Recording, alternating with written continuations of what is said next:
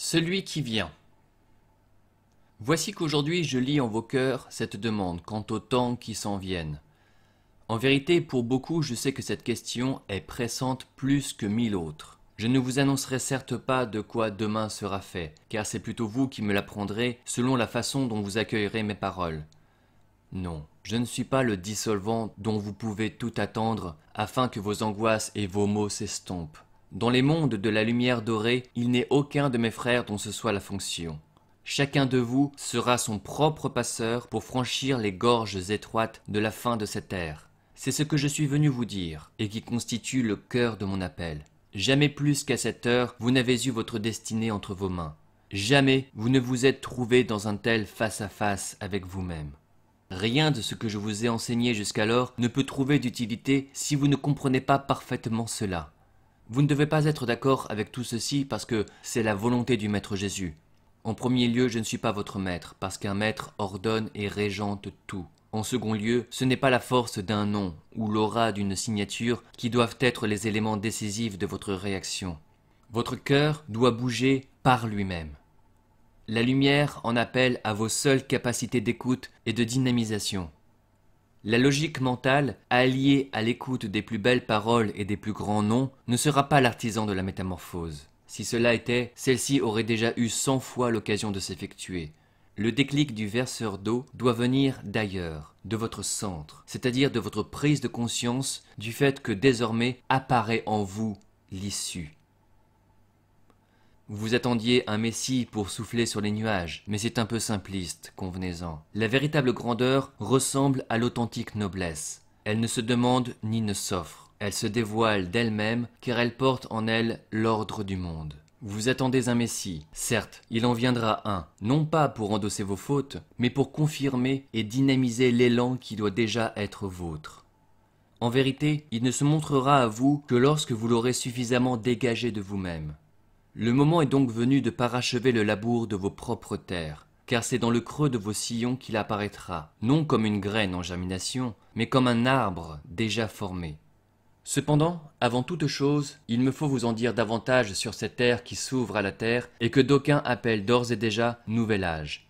Sachez que ce nouvel âge est une façon d'être, déjà portée par certains hommes depuis des millénaires et qui ne s'installera définitivement parmi vous que lorsqu'il aura suffisamment contaminé l'ensemble de votre humanité. Cela veut dire, mes amis, qu'il sera l'aboutissement d'un égrégore lentement cultivé et que vous ne devez pas vous attendre à le voir apparaître comme un état de fait venant balayer toute difficulté une fois passé le cap de ce deuxième millénaire. Ce sera un temps de proposition où chacun devra comprendre qu'il n'y avait pas l'ancienne vie et la nouvelle, uniquement de lumière, mais simplement la vie, plus libre, plus maîtresse de ses cartes, qui se poursuit. Il m'appartient de briser les images idylliques de l'ère du Verseau, colportées par des écrits puérils. Les temps que vous vous apprêtez à connaître ne sont pas encore ceux de l'âge d'or, du moins pas ceux de votre planète. Peut-être ceux du vôtre, si vous décidez avec votre amour qu'il doit en être ainsi, car rien d'autre que vos œillères ne vous impose de limitation. En réalité, par rapport à l'échelle cosmique, la Terre s'apprête seulement à sortir de ses maladies d'enfance. Elle se hisse hors de ce que vous appelleriez la préhistoire. Sur un plan plus en rapport avec ce que vous pourriez appréhender et qui est davantage relié à votre système solaire, votre planète vit une crise d'adolescence. Non pas la dernière, mais l'avant-dernière, avant de passer une fois pour toutes à l'âge adulte. Cela ne doit ni vous donner le vertige, ni vous décourager, car rien ne vous enchaîne au rythme d'une humanité quelque peu rebelle. La libération n'est pas une affaire de temps, ni d'arrangement d'influence dans la grande horloge universelle, mais plutôt de résolution personnelle. Elle peut se vivre à la seconde même où je vous offre ces mots. Elle ne vous place pas dès lors au-dessus d'une humanité qui se débat dans ses contradictions, mais plus que jamais à ses côtés, tel un grand frère qui a fait une inépuisable provision d'amour. Ne vous attendez donc pas, mes amis, à voir toute peine et toute lourdeur s'estomper comme sous l'effet d'une baguette magique sitôt que les 12 coups de l'an 2000 auront sonné. Vous conserverez dans vos poches et sur votre dos ce que vous aurez amené jusque-là, ni plus ni moins. Vous y serez certes plus fort qu'aujourd'hui, car ceux qui vivront cette date auront déjà eu le privilège de voir bien des visages changer. À quoi servirait d'en faire l'énumération? Lorsqu'un corps est couvert d'éruptions cutanées, nul ne s'amuse à les dénombrer s'il entreprend de les soigner, et surtout s'il s'est déjà projeté dans la lumière de la guérison. Ainsi, ne soyez pas étonnés si je ne vous annonce pas il y aura tel tremblement de terre à tel endroit, telle ville sera rasée et ses habitants engloutis par les eaux, tel chef d'État sera assassiné, telle faillite économique va engendrer une guerre civile ou telle religion va enflammer un peuple. Ceux qui se livrent à un semblable jeu, quand bien même ils seraient détenteurs de quelques réels talents prophétiques, ne génèrent que la peur. La peur, je vous l'affirme, fera toujours se mouvoir les corps, mais jamais les consciences. Et qu'importe-t-il de faire réagir un corps si la conscience qui l'anime continue de se gangréner? Les véritables prophéties qui vous ont été données au fil des siècles ne sèment pas l'effroi, mais la réflexion. Les autres relèvent de l'exploitation des mécanismes les plus primaires de l'ego ou de la manipulation des masses humaines.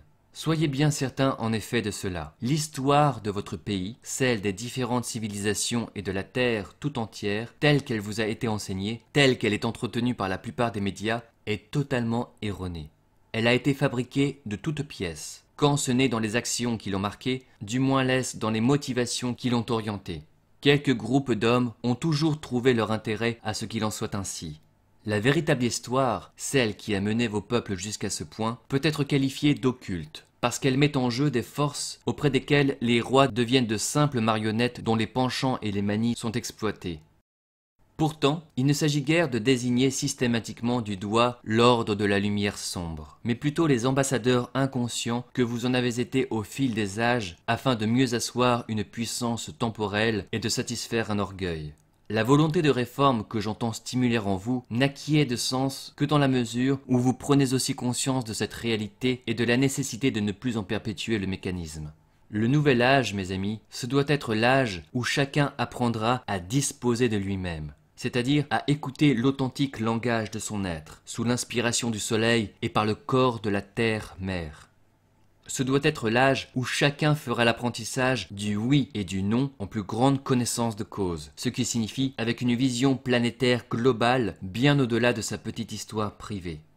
Il ne s'agit en rien d'annihiler l'existence personnelle au profit d'un corps collectif. Bien au contraire, le but est d'expanser la conscience individuelle jusqu'à ce qu'elle réalise son propre rôle dans l'harmonisation du tout. En vérité, les progrès technologiques auxquels vous pouvez assister ne représentent que la conséquence externe de cet élargissement de conscience. Ce ne sont pas même de véritables progrès. Sans doute serait-il plus juste de parler de réimmersion de connaissances. Le sous-sol de votre planète recèle tout autant de secrets que la voûte étoilée qui vous fait rêver. Il y existe des villes entières, des voies de communication, toutes vestiges de temps antérieurs, mais qui ont conservé leur vie et leurs fonctions précises, et dont les apports joueront un rôle considérable dans l'organisation des prochaines décennies. Qu'il n'y ait pas là matière à recherche de votre part, mais simplement motif à réflexion. Car pour que le nectar du grand échanson puisse inonder votre âme, il importe que celle-ci renoue avec ses racines, redécouvre les fondations de son être, tire le bilan de ses errances. C'est maintenant, en ces années où je m'adresse à vous, que l'accès à cette possibilité de compréhension s'offre le plus aisément. Toutes les données sont là, cosmiques et telluriques, afin que vous en terminiez avec vos antiques contentieux et que vous acceptiez de tout revoir. Histoire, dogme, science et culture, car je vous l'affirme, chaque regard que vous laisserez se figer sur d'anciennes habitudes portera en lui la raison de vos souffrances. L'amour est mouvement. Dès lors, il se révèle l'anti-oxydant que tout cœur peut espérer. Comme un point d'orgue à cette vérité, sachez que l'air qui s'ouvre ne se satisfera pas de mots. La spiritualité qui la caractérisera par rapport à la précédente ne s'assimilera pas à un art oratoire ni à un exercice de l'intellect qui se prend au sérieux devant ses propres profondeurs. Elle s'annonce déjà comme un art de vivre, de redécouvrir le sacré en toute chose. Ainsi vous faut-il vous mettre en chemin en perdant de vue ne serait-ce que le simple mot d'utilitaire. Rien n'est utilitaire dès que l'on a compris le sens de l'avance des mondes, parce que tout vit et que, à ce titre, tout a droit à la beauté et au respect. Certains anciens peuples, dont les Égyptiens, l'avaient fort bien perçu, eux qui savaient que par ses formes et sa matière, chaque objet créé peut servir de miroir au divin. La spiritualité que vous devez d'ores et déjà concevoir, ce n'est pas cette vie bis, comme entre parenthèses, qu'on laisse se développer tant bien que mal à côté de l'autre, parce que, après tout, nous ne sommes pas que matière. C'est la vie dans son ensemble, l'aventure de sa redécouverte. Si l'air du Verseau est déjà en fleur dans votre esprit, alors vous la verrez arriver vers vous avec quiétude, quand bien même des territoires entiers seraient anéantis. Dans tous les cas, je vous demande de prendre dès maintenant votre place en elle, car elle sera. Que votre mental l'accepte et l'espère, ou au contraire se cabre. Elle s'achemine à grands pas dans votre direction. En effet, elle est une résultante de la progression logique des mondes et non pas uniquement de celle de votre planète. C'est vous qui allez vous fondre en sa proposition de vie. Certes pas l'inverse, puisqu'elle est une partie de vous-même qui a déjà accompli le trajet et qui revient vous chercher. Dès l'instant où vous ne pouvez l'éviter, parce qu'on ne se dérobe pas à soi-même éternellement, prenez conscience que la façon dont vous allez entrer en elle déterminera la beauté des cartes que vous y trouverez. Visualisez son arrivée dans un flot de massacres et de cataclysmes, et vous serez l'artisan multiplicateur de semblables plaies. Vous avez jusqu'à cette puissance. Pourquoi n'utiliser votre capacité de concevoir que dans un unique sens ? Si chaque feuille d'un arbre se mettait à imaginer l'automne en ses nervures, alors la sève tout entière se retirerait des branches puis du tronc. Par l'émergence du nouvel âge, vous devez en cet instant cesser de faire en vous des machines reproductrices de disharmonie, puis ouvrir vos fenêtres sur la vie pour en savourer le goût plus vrai. Afin que cela soit, acceptez de lever le pied, car lorsque l'on entre dans une demeure, il faut bien en gravir le seuil. Dans son sein, dites-vous que vos titres n'auront guère plus de valeur que la feuille de papier traînant à l'angle d'une rue, que votre argent ressemblera aux glaçons exposés au feu du soleil, que votre culture ne pourra prétendre être plus qu'un savoir en conserve, dévitalisé, que votre personnalité, enfin, c'est elle qu'il vous faudra bien alors mettre à nu. Non pas la petite, celle qui vous fait jouer les bons ou les méchants selon le cas. Non plus celle qui vous fait choisir la couleur de votre cravate ou le tissu de votre robe, mais la vraie, qui vous dit ce à quoi votre cœur aspire. Elle apparaîtra, mes amis, lorsque vos fabrications vous auront prouvé qu'elle n'était que cela, un peu de poussière qui attendait que vous fassiez le ménage. Voilà des millénaires qu'il méritait d'être entrepris ce grand lavage. Il ne sera peut-être pas parfait, car il y a encore des dessous de table où le balai s'aventure mal, mais mettez-y toute votre ardeur. Il importe d'ores et déjà que vous construisiez les prototypes de cette nouvelle ère. Ceci demande à être conçu sur tous les plans et dans tous les domaines.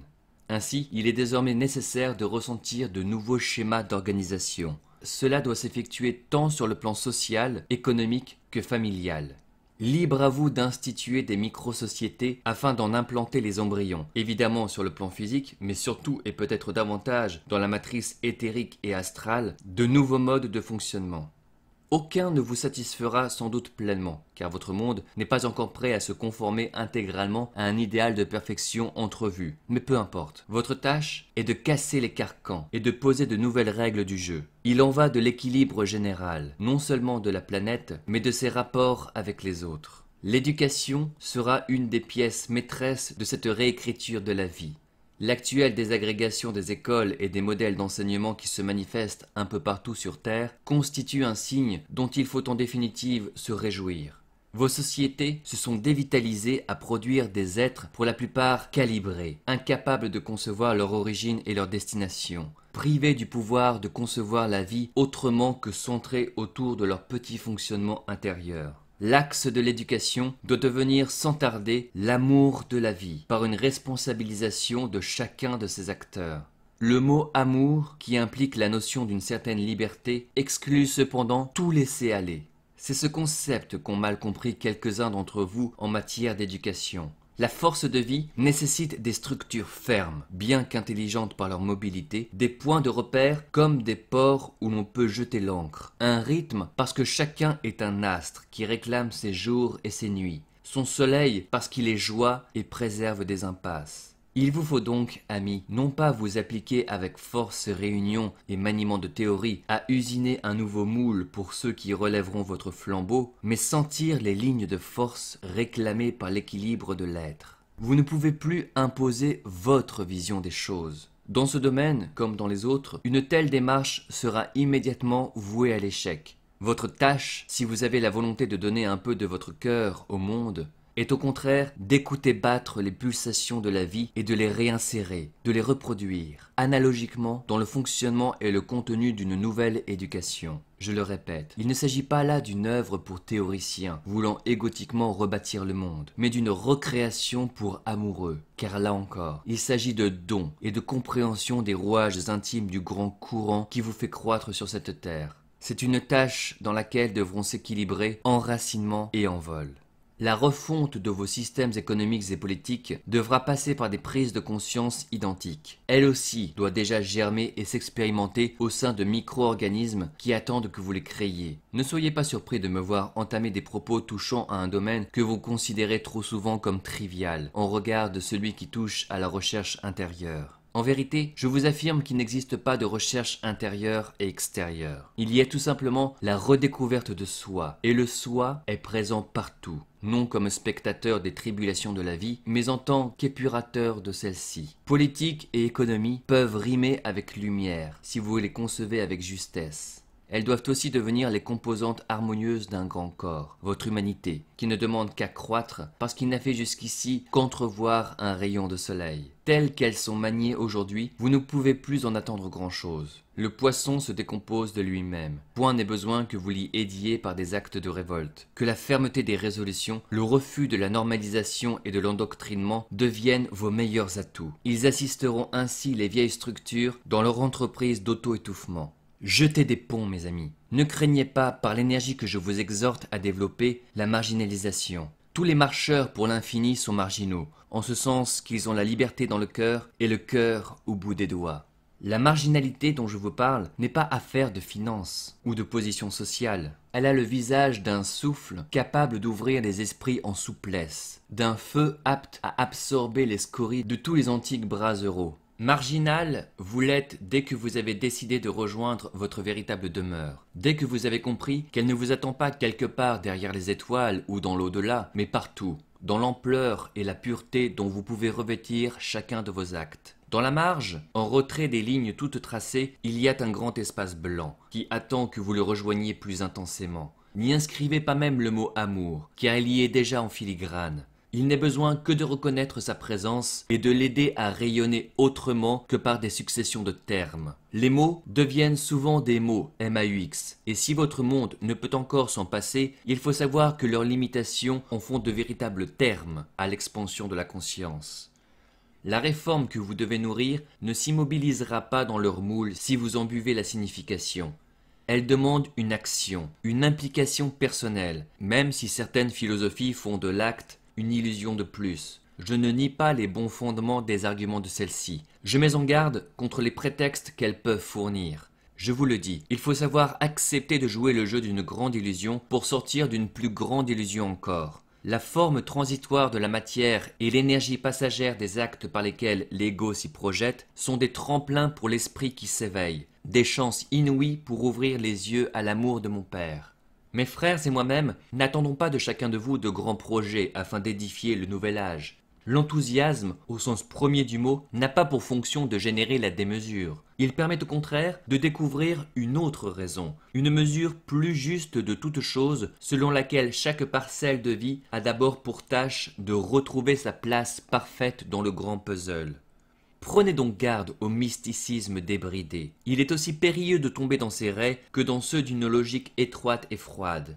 L'ère qui s'annonce veut des bâtisseurs forts, des hommes et des femmes qui n'aient pas peur de risquer de perdre ce que la majorité considère comme des acquis. Vos acquis, croyez-moi, c'est souvent la somme de ce qu'il vous faut désapprendre. Je vous parlais à l'instant d'hommes et de femmes forts et volontaires, mes amis. Je veux pourtant mettre ici un accent tout particulier sur les femmes, car c'est elles qui sont appelées à jouer un rôle décisif dans la grande mutation. Leur capacité d'adaptation s'avère aujourd'hui infiniment supérieure à celle des hommes. Elles sont aussi plus résolues en ce sens qu'elles ont développé une vision plus claire des aberrations actuelles et des remèdes pouvant y être apportés. Ganymède, le verseur d'eau, sera doté de l'énergie du principe féminin. Cela sera spectaculaire dans sa phase de stabilisation après le premier tiers de votre 21e siècle, bien que vous commenciez déjà à en percevoir les manifestations. En réalité, il est préférable de parler de principe féminin plutôt que de femme en tant qu'être distinct et séparé de l'homme. Les deux polarités de la vie œuvrent simultanément en chacun de vous à divers degrés de manifestation. Tandis que l'une s'endort, l'autre se sent stimulée par un appel que les cycles de la vie régulent. Sur un plan cosmique, l'alternance des courants de force obéit aux mêmes lois. Ainsi, avec la réémergence du souffle féminin, le Père céleste prendra-t-il progressivement l'apparence d'une mère divine, prodigieuse génératrice de galaxies dans son amour incommensurable. Je tiens à vous faire admettre ceci afin que vous cessiez là aussi d'entretenir un aspect de la dualité tel des enfants qui ont besoin de prendre des points de repère pour se sécuriser. L'âge qui s'annonce n'admettra plus une semblable puérilité. Le bonheur s'y découvrira lorsque vous vous conformerez au mouvement du grand balancier céleste. Celui-ci s'apprête aujourd'hui même à entreprendre une longue course de réceptivité. La création, la progression de chacun vers l'infinie lumière viennent aussi de la capacité d'absorption, d'intégration, de respect des forces vives du cosmos. L'action créatrice n'est pas seulement affaire de projection de soi en avant, c'est-à-dire d'émission. Ceci est enfantin à concevoir, si enfantin que vous imaginez mal que l'on puisse encore vous le répéter. Et pourtant, votre réflexe de raidissement est encore tellement important que vous désirez une fois de plus imposer. Imposer votre paix, votre justice, votre ordre, jusqu'à votre Christ. Car la question se situe désormais là, mes amis, autour de la réception de l'énergie de Christos. Ce n'est plus votre Jésus, votre Bouddha, votre prophète qui vont se manifester, mais votre capacité à recevoir, à accueillir leur unique principe, l'amour. Vous lui avez donné des noms, Imam Mahdi, Maitreya, Christ, Quetzalcoatl et d'autres encore. Vous en avez sculpté l'image dans le secret de votre cœur où vous haussez les épaules à l'écoute de son nom. Mais si vous ouvriez tout simplement la main, il n'en faudrait guère plus pour qu'il vous la prenne. Ouvrir la main, voilà qui est si difficile. Ne pas se projeter dans un hypothétique avenir, avec un fardeau de désir, mais prêter l'oreille à ce qui peut être murmuré, sans mots, dans l'instant présent. Voilà une façon simple d'ouvrir la main. Voulez-vous savoir à quoi va ressembler ce Christ en qui vous placez tous vos espoirs? À tout ce que vous ne pouvez imaginer, à tout ce que vos yeux ne parviennent pas encore à cerner, à tout ce qui ne seront jamais délimités, à toute lumière, sauf à la propriété d'une église particulière. Laissez-moi d'abord vous dire que parmi vous, il y en aura un, puis deux, puis trois, et d'autres encore qui se lèveront en criant « C'est moi que vous attendez ». Il y aura des hommes suffisamment sourds pour les entendre. Enfin, en émergera un autre, plus habile, qui ne se nommera pas, mais se fera désigner. Un homme aux paroles colorées de paix et de grand pouvoir, un être pour subjuguer et que les gouvernants écouteront, puis que vous écouterez peut-être. Sans doute, hypnotiquement tirera-t-il de vous-même quelque chose qui ressemble beaucoup à l'amour, car il saura mener des hommes et des femmes jusqu'à un certain point. Mais vous mènera-t-il, les mènera-t-il jusqu'à la rencontre? Je vous laisse le soin de répondre. La rencontre, c'est celle que l'on a avec soi. Banalité, direz-vous, tous les livres le disent, et les gourous les plus mécanisés le clament aussi. C'est précisément parce qu'il s'agit d'une banalité que je vous le répète, parce qu'il n'est plus l'heure que se perpétue semblable banalisation. L'appauvrissement des vérités n'est plus supportable pour les êtres de cœur. Je vous le dis, dans ce cas, ce que vous appellerez la rencontre avec soi, ce sera davantage la rencontre avec le falsificateur. On vous incitera alors à vous placer derrière lui comme derrière un chef de troupe. Il existe 36 000 façons de lever des armées. Le problème sera de savoir en conscience pour chacun s'il importe bien de lever une armée, c'est-à-dire d'ouvrir la porte à un nouveau conditionnement. Conditionner les hommes à être déconditionnés. L'ultime piège. Quand le clair-obscur se met à emprunter le langage de la pure lumière, il faut autre chose que du vocabulaire pour ne pas tomber dans l'impasse.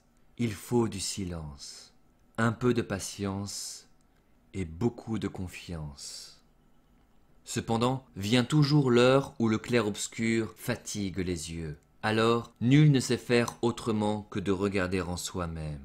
Pour qu'il en soit ainsi, n'attendez pas le bord de l'épuisement. N'attendez pas une erreur de plus, comme un violent coup de bâton, pour vous remettre sur la juste route. Prenez les devants. En réalité, mes amis, celui qui vient réellement a lui aussi pris les devants, car il est déjà là. Vous ne pouvez distinguer son visage? Peu importe. lui connaît le vôtre dans ses moindres rides. Il sourira simplement lorsque celui qui se sera fait désigner aura achevé son travail. Alors, vous pourrez lui renvoyer la lumière qu'il diffusait en vous, comme dans un puits en apparence sans fond. Est-ce à dire que vous n'entreverrez jamais la silhouette d'un être au rayonnement de Christ? Est-ce à dire que vous ne recevrez qu'une énergie? Mais que signifie ce « qu'une énergie » ? Vous aussi, vous n'êtes qu'énergie, vous n'êtes même que cela, c'est-à-dire tout cela, tout. Je veux vous dire que vous ne devez pas baser votre demande et votre espoir sur cette rencontre avec une présence physique incarnant le Christ. Le travail à entreprendre sur votre être doit se faire en fonction de vous-même et des multiples et infinies manifestations de la vie. Mettez un terme au conditionnement de la récompense, celle de voir un jour quelqu'un.